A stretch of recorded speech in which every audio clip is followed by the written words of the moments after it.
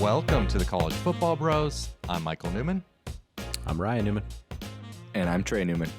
On today's episode, we are going to look into our Mario crystal balls and try and predict the future, predict how the 2023 recruiting cycle will play out. But before we get to those predictions, I want to run a theory by the two of you because I've been thinking about how the next few years will play out in recruiting, and I think we could be entering a period where we're going to see more parity in college football, and not parity in terms of like Minnesota or Purdue winning a national title or anything like that, but parity among the elite teams, because obviously Alabama, Georgia, Clemson, and Ohio State have kind of been dominating the sport for the last several years. But I think we're about to see some other teams narrow the gap in recruiting. So Texas A&M just pulled in the greatest recruiting class ever, so they're going to be closing that gap. USC was dormant forever, but now has Lincoln Riley as the head coach. He's probably, or has a good chance to pull in consistent top 5 type recruiting classes and prevent Southern California kids, or at least some of them, from going to Ohio State or Alabama, wherever, schools Oregon. like that. Yeah, even Oregon, yep. Then you've got Miami now has Mario Cristobal, who is about to kill it in recruiting in a way that Miami has not in a long time. I know people say, oh, Miami always recruits well. He's going to step it up a notch for sure, a couple notches. And that's going to make it harder for the other top programs to steal kids from South Florida. So I think, and I forgot about Florida. Billy Napier is taking over for Dan Mullen. Dan Mullen had kind of, was not known as an elite recruiter. I think Napier is going to elevate the talent level at Florida. So you're going to start seeing the gap between maybe the top-ranked class and the class that's ranked 7th or 8th start to shrink. And so I think we're going to have talent dispersed more evenly among the top programs. So maybe championships and playoff appearances will be a little bit more even among those top programs. Yeah, I think you just already kind of started to see it a little bit this year with A&M finishing number 1. There's going to be other schools that are going to pop up like that, and I agree. I think it's going to continue to be like that. It's kind of situational sometimes, but the coaches you kind of mentioned, and the investment, like the U's making, I think you're right. Didn't even mention like I LSU. didn't even bring up. Yeah, I know Notre Dame. They're with always Marcus great. Freeman. Yeah. He seems to be elevating their recruiting. So. Anyway, let's get to our recruiting draft here. So we're going to go 6 rounds, and the goal is for the group of teams you draft to have the best average recruiting class ranking according to the 24/7 Sports Composite. So just draft who you think's going to have the best ranked class.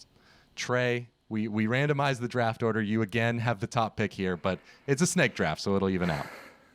It's all right. I'm running hot on those drafts starts. All right, so I'm going to say number 1, I'm going to take Alabama just because it's pretty much a lock to be a top 2 class these days. Even though A&M clipped them this year, I'm pretty sure that I'm going to go with the sure thing in Alabama.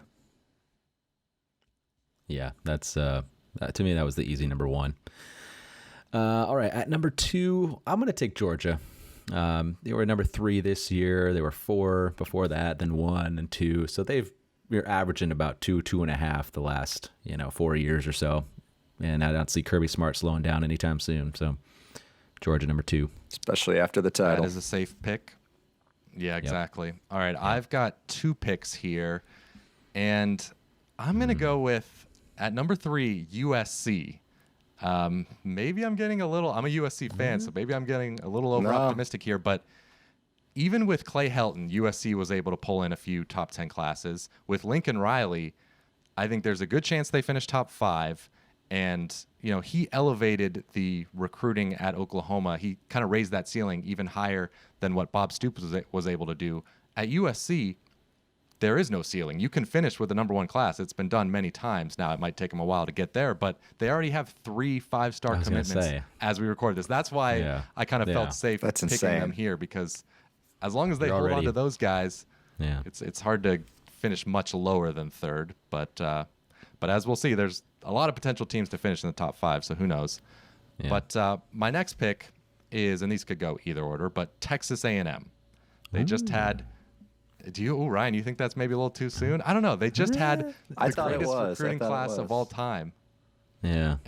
Prior to that, they were in the 4 to 8 range, so maybe this one has a little bit more variance, so maybe it wasn't the safest pick, but I don't know. They clearly did a great job in this new NIL era. They absolutely dominated. Maybe other teams will catch up next year, but I don't know. They were just number one. Maybe You're like the you got to have confidence in A&M being a good team. Maybe just Jimbo's really got to have a good offense. They kind of struggled offensively, so maybe he doesn't pan out that great. Well, they weren't that great this year on the field, and they still pulled in the number 1 class. But another not so good fair year, rebuttal, he's gone. but he's gone. Okay, well, anyway, not gone. That's a possibility. I hear what you're saying. I hear what you're saying, and I'm kind of regretting the pick. I feel like it's not the safest pick because the next pick is much safer. Yeah. All right. I know who it's going to be. Ohio State is going to be my next pick. Yeah, just because Ryan Day's not going anywhere. I mean, they're going to be amazing no matter what. If they finished 4th, 2nd, 5th, 2nd, that's the last 4 classes, so they're always top 5. And Day's just done an unbelievable job. Why wouldn't elite talent want to go continue to play there? But like Michael said, maybe some of those Florida guys are going to be more likely to stick down south. Here's the other thing. Here's the reason. I mean, Ohio State is a great pick there. They could have gone earlier, but the reason I kind of edged Texas A&M over them is that this is a pretty weak year in the state of Ohio. I know Ohio State recruits nationally, but there were not a lot of highly ranked guys in the state this year, so maybe that has a little bit of an effect. Fair enough, yeah. Just for 1 year, right? Just a recruiting class for 1 year we're talking about, so yeah, that's true. All right, I'm going to go with LSU. Brian Kelly, he only took 15 in his transition class, at least in terms of high school, but they had a very high average rating. Sorry, LSU, though, historically, they've been 5th, 4th, and 3rd in the rankings prior to this year. If you include transfers this year, they were 6th. So I think his name carries some weight. As long as he doesn't dance in any more YouTube videos, he'll be just fine. So LSU will be up there, and then we'll snake it back. I'm between 2 here. You know what? I'm gonna go with Notre Dame. Ooh, and just because I know it might be a little early, but I just like Marcus Freeman, renowned as a great recruiter, and he's already showing his chops how they finished 7th this year, even without Brian Kelly in this transition year. And next year, they're currently at number 1. I know it's very, very early, but they've already signed 2 5-stars, 7 4-stars. They haven't signed them, but I know. Sorry, they've committed. Yeah. Yes. 2 5-stars, 7 4-stars already. So even if they kind of go average all the way in, this is going to be a very good class. Okay. Yeah, that's a good one. So that's the thing, you got to take into consideration who they already have. Man, this is a tough one for me. I'm hoping you don't take a certain team that I really want to get. I'm between two, and all right, I'm gonna go with. It's tough. I'm gonna go with Texas. Okay. Steve Sarkisian. I mean, they were number 5 this year, and then in 2018 and 19, they finished 3rd both those years. So I mean, and if Quinn Ewers comes in and starts playing pretty well, then I can see the excitement coming back into Texas. And I mean, it's hard to go against Texas because Tom Herman was pulling in routinely top 5-ish 8 classes, even when he wasn't like lighting it on fire at times. So that's a good pick. It's a reasonable pick. I will say you gave me a little crap if A&M has a iffy year on the field. Well, Texas, they went 5-7. If they have another we're talking about year, the 8th ranked team here, so we're not talking about number 2 or 3. No, I hear you. We're getting a little farther down the list, but no, Texas. Fair. They were the other team I was considering for this spot, but I am very happy this team fell to me. I'm taking Miami. I'm taking the U. Yeah. This is a bet on Mario Cristobal in one of the most talent-rich areas of the country. At Oregon, he was able to pull a couple of top 10 classes. At Miami, where he has that access to talent, I could easily see them finishing top 5. Like, that would not surprise me at all. I think it's going to be a monster class. And he did a really good job closing out the 2022 class as it was. So with a full year, I feel good about him. And then snaking back, let's see. We've already taken LSU, Texas. Okay. This team fell pretty far, but I think rightfully so. Clemson. I'm going to take Clemson. Okay. They don't often take huge classes, so that could hurt them because they don't oversign. And they also just lost some of the best recruiters in the country. They lost Tony Elliott, the offensive coordinator. Yeah. They lost Brent Venables. So that's why I kind of understand why they fell this far. But I don't know. It's Clemson. They're a wild card. Yeah, they're a wild card. They can finish like second or. That is a great point. I think they have a high variance. Yeah, they could jump right back up to fourth or fifth, but I don't know. It could also, with all the new pieces on the coaching staff, maybe they finish 10th, 11th, 12th. For reference of what we're talking about here, that was the 10th pick we just made. So saying Clemson finishing 10th is not like that's not a stretch at all to me. No, but I think that's a good pick. Yeah. Yep. Yeah, no problem. So it just kind of was thinking about that. I just counted in my head, like, what number are we at? And picking Clemson 10th. It's like, oh, no, that's good. Yeah. Feel solid with that. Okay. Here's the thing about this episode is everyone who gets picked now for the next few picks, and probably even Clemson fans, those fans are going to be like, are you crazy? We're going to finish better than this. But it's hard. There's so many good coaches at really good programs. It's not all of them can finish with top 5, top 10 classes. It's hard. Yep. Yeah, people are going to get left out of it. Okay, my next pick, man, it's getting tough, but I'm going to go, man, that's tough. I'll take Florida. I'm going to take Florida with Billy Napier. Okay. They got to be able, they have so much talent over there. Billy Napier's bringing in some good players, obviously. I think they'll be much improved on the field. I think he's just going to get after it, man, and I think he'll kind of we saw Dan Mullen pulling a couple of 9th-ranked classes, and he wasn't known exactly as an elite recruiter for sure. Billy Napier's done a great job recruiting, even albeit at a lower level. So I was debating between another school, but Florida, if you're talking about an 11th place, I think they can get there in recruiting ranks. So I'll take Florida. I love Billy Napier. Yep. All right. I'm going to go with Penn State. It seems like James Franklin has kind of maybe hit a slightly new gear with recruiting since the new contract that he has. He finished this last class with the number 6 rated, already a highly rated class for next year with 8 commits. This past year, he pulled in 3 5-stars, so he's trying to dig into Ohio State's clinch on the East and even Michigan coming up. So I think with the guarantee that he'll be there, I'm confident that the Nittany Lions will pull in some strong talent. And then snaking back, I'm going to take Oklahoma. Brent Venables, I think he did a great job salvaging this transition class. You didn't think it was going to be that great, especially considering all the talent that left, but they finished number 8, and Oklahoma as a program, they consistently hover around the top 10. Don't see why Venables couldn't do the same. He'll have the defensive side. Maybe Lebby can get his presence on the offensive side and use his connections from Clemson. Should be good. Yeah, I mean, that's a good one. All right. You got something to add there, Mike?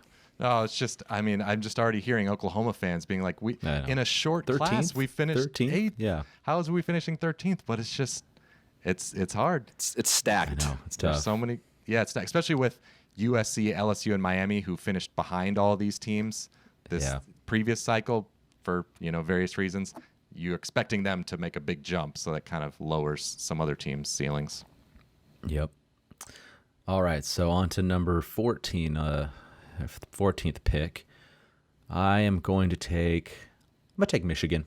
They were 9th this past year, and then they were 13th, 10th, and 8th the prior year. So pretty much every year there was in that top 14 range, and they were great on the field. So I feel like that should at least kind of pay some dividends. And Harbaugh is kind of at least committed to continuing to be the coach there. So he got a good class when he was almost going to get fired. So I think he can keep doing a good job. Okay. Yeah, that's a good pick. I will go with Oregon. Dan Lanning, of course, is a Kirby Smart disciple, so he's going to place huge emphasis on recruiting. He added Tosh Lapoy to his staff, one of the best recruiters in college football. I do think it will be hard, though, to replicate some of Mario Cristobal's best classes because, like we said, with USC down in Southern California, it's no longer going to be as easy to poach some of those. That's who they were stealing from a lot, those big time so recruits. With Lincoln Riley there, it's no longer going to be easy to poach. So that might hurt, but Oregon finishing top 15 does not sound like a stretch at all. Yeah. No. And then, so let's see, I've got my last pick here. I will take, this is a toughie between two. I'm going to go North Carolina. They've finished top 15 for 3 consecutive years under Mac Brown. They were pretty disappointing on the field this past season, so another down year, I wouldn't feel as great about this, but I don't know. It's a tough choice. Yeah. Yeah, that's fair. North Carolina's a fine pick. All right, so pick number 17 we're at here. I am going to take, for my last pick, Tennessee Volunteers. Who I was debating between. Yep. That was me. Yep. Josh Heupel's got a pretty good, exciting offense, which I think is going to maybe attract some guys, want to play for them. Probably, I bet you he's going to land some really stud offensive players in this 2023 class. But, they were 17th this year, and then in the years prior, they were 22, 11, 13. So Tennessee routinely brings in top 15 guys. It's just they haven't really panned out for them, but with the way they finished, and I think they're going to have exciting play this whole season offensively. And the NIL as well, I think as they get that more organized, that's really going to help them maybe more so than a team like North Carolina. So regretting that pick. Good pick, Ryan. Thank you. That was my next one. All right, my last one, and now the reason I'm going to take these guys is because there is a chance, I'm not saying they're going to, of course, it's a long shot, but there's a chance that if they land a certain recruit, they could jump up very high, and that's Ole Miss. They're in the running for Arch Manning. I wouldn't bet on it, but there's obviously reasons for him to go to Ole Miss with the family heritage. But Lane, this most recent class, he focused a lot more on the transfer market. So they ended up 14th if you factor in the transfers. In terms of high school recruiting, not as great, but this upcoming class, he's already had a commit from a very high 4-star. I think he can improve now that he's more entrenched in the Ole Miss in Mississippi area in the South for a couple years.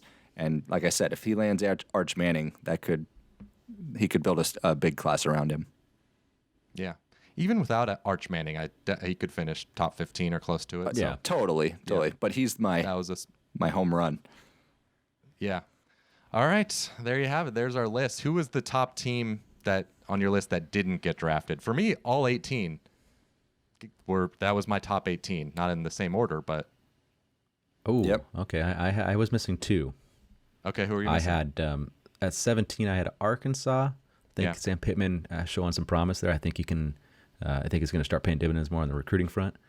And then I put Florida State just because Florida State's still routinely they've been 20th, 22nd, 23rd, 18. They're always right there. So they've got off to a pretty solid start for the 23 class. Yeah, Florida State was my first team left out. Yep. All right. Well, thanks for checking out this episode of the College Football Bros. Let us know your biggest disagreement either on Twitter at CFB Bros or in the YouTube comments, and we will see you next time. You've been watching the College Football Bros. Be sure to subscribe here on YouTube and in your podcast app for college football content all year round. For bonus episodes and access to our Discord chat, join our Patreon at patreon.com/collegefootballbros. Thanks for watching.